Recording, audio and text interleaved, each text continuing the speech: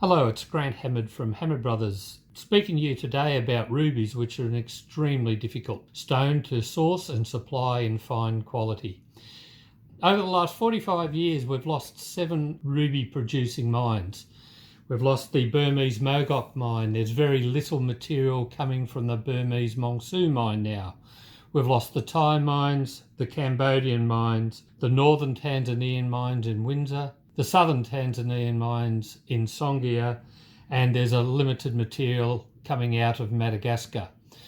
That being the case, this is the reason why good quality rubies are extremely difficult to find and extremely expensive. The rarity and the desirability factor comes into it.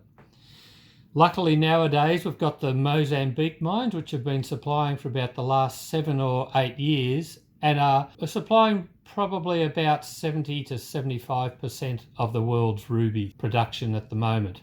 And a good number of the Mozambique goods are of fine enough quality that they don't need to be heated. So you're able to get unheated material in certain sizes and shapes from Mozambique, but the price will be generally higher, about a 20 to 25% increase over that of a similar heated goods. Heating of rubies has been a normal practice for as long as I've been around the business. Certainly all the Mongsu rubies from Burma were all heated. There was about a very small 2 to 3% that were good enough unheated. So that makes large, clean, well-cut, good coloured stones very expensive. Also, things like rounds over 4.5 mil and princess cuts are extremely difficult to get nowadays because of the lack of availability of goods that they could just cut to all different sizes and shapes.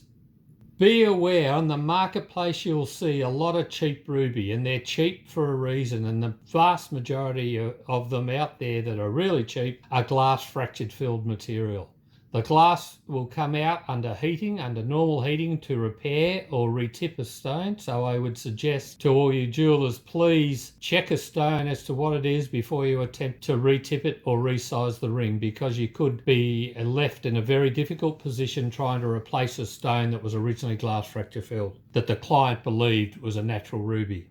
Understand there are no bargains when it comes to rubies. If you see a cheap stone, it's cheap for a reason, and that may be because it's glass fracture filled, synthetic, all sorts of different methods that have been used to make rubies saleable to people. So you have to pay good money for a fine stone, and they are extremely rare, with only really the one country now supplying the vast majority of rubies to the world.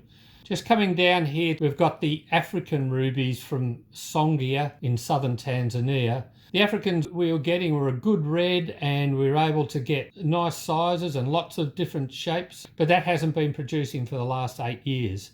So what you're seeing is the last of the African material that we can generally get. Small sizes we're still able to obtain, but anything large we just cannot find anymore. And they're a vastly cheaper price than the similar Mozambique goods or Burmese goods at the time. They're about a third generally of what a comparable stone would be in Mozambique goods. So please be aware, rubies are extremely difficult. Don't promise your clients the world until you really know what is available and what is out there. But we can supply some beautiful unheated stones nowadays if that's your client's preference, but it will be at a price.